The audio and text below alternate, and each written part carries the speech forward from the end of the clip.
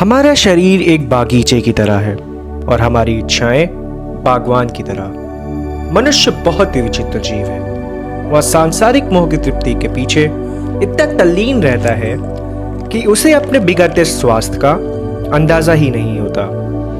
बीमारी की करवाहट से मनुष्य स्वास्थ्य का महत्व जानने लगता है। समय और स्वास्थ्य तो अनमोल संपत्ति है जिनका मूल्य हम तभी समझते हैं जब वह नहीं रहते।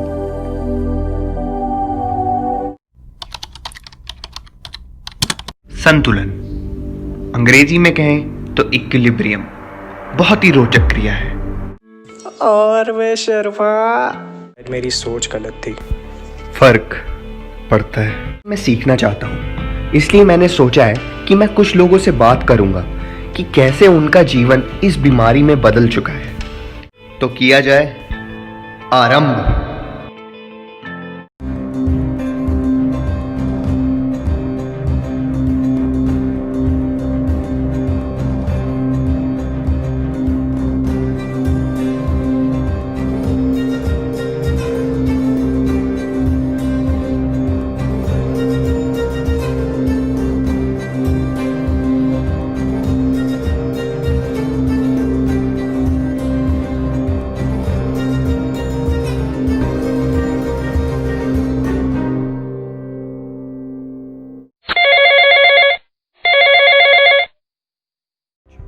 दुनिया में 80 लाख से ज़्यादा संक्रमित और 40 लाख से ज़्यादा लोगों को मौत के मुंह उतार चुका है ये वायरस।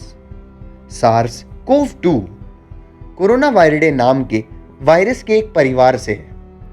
आमतौर पर कोरोना वायरिडे हल्के बुखार के साथ श्वास दिक्कतों को पैदा करता है। इस वायरस का इंक्यूबेशन पीरियड करीब 2 हफ्तों का है। इंक्यूबेशन पीरियड यानी उष्माया की प्रक्रिया सार्स कोव 2 कोरोना वायरिडे का एक विशिष्ट रूप है जिसने आज से पहले किसी भी इंसान को बीमार नहीं किया। वैसे तो इस वायरस के उपज का कोई ठोस प्रमाण नहीं है, परंतु आशंका है कि यह वायरस वुहान शहर जो कि चीन में है वहां से फैला है।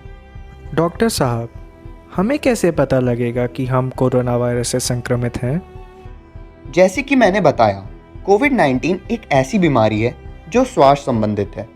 तो अगर आपको ये बीमारी है तो आपको सूखी खांसी, सिर दर्द, सांस लेने में दिक्कत आदि होगी। परंतु डर इस बात का है कि ज़्यादातर केसेस में ये सिम्टम्स नहीं पाए जा रहे हैं। तो अगर आपको थोड़ी भी श्वास के कारण दिक्कत हो तो आप तुरंत ही अपने नज़दीकी हॉस्पिटल में इसकी जांच करवाएं। डॉक्टर साहब, क्या इस बीमारी की कोई ठोस दवा बनाई गई है? वैसे तो कई देश दावा कर रहे हैं कि उन्होंने इस बीमारी की दवा बना ली है, परंतु अभी इसका कोई ठोस इलाज नहीं है। इसलिए अगर कोई आपको कहे कि मेरे पास इस बीमारी के लिए दवा है तो उसका विश्वास ना करें। डॉक्टर साहब, हम इस बीमारी से खुद को कैसे बचा सकते हैं?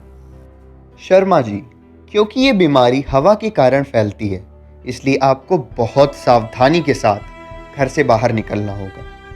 कोशिश करें कि ज़रूरी हो तभी घर से बाहर निकलें। घर आते ही अपने कपड़े बदल लें और खुद को सैनिटाइज करें, और अगर कुछ सामान लाए हों तो उसे भी सैनिटाइज कर लें। डॉक्टर साहब, आप कैसे इस परिस्थिति का सामना करते हैं? वैसे तो हॉस्पिटल में प्राविधान है, परंतु डॉक्टरों को हमेशा डर लगा रहता है कि वो संक्रमित ना हो जाए। आमतौर पर पीपीई किट्स उपलब्ध नहीं होते। जो आम पेशेंट्स हैं उन्हें शिकायत रहती है कि उनका इलाज सही से नहीं हो रहा, क्योंकि हम अभी कोविड के पेशेंट्स को देखने में व्यस्त हैं। बेसिकली हमारे पास इंफ्रास्ट्रक्चर की कमी है। डॉक्टर, आपका बहुत बहुत धन्यवाद। आप अपना कीमती वक्त निकाल के यहाँ पर आए और हमें बहुत कुछ सिखाया। सहृदय धन्यवाद आपका। आपने कितनी खतरनाक बीमारी है ये, हमें सावधान रहना बहुत ज़रूरी है। हर बार बाहर जाने के समय सैनिटाइज़र और साबुन ज़रूर लेके जाएं। कोई भी चीज़ को बिना सैनिटाइज़ किए ना छुएं। हो सके तो ग्लव्स या फिर कपड़े का इस्तेमाल करें। हर 1 घंटे में हाथों और चेहरे को अच्छी तरह धो लें। जहाँ तक बात अवेयरनेस की है, लोगों को इस बारे में बताना बहुत ज़रूरी है। सावधान रहें, सतर्क रहें। जय हिंद। अबे साले। हेलो।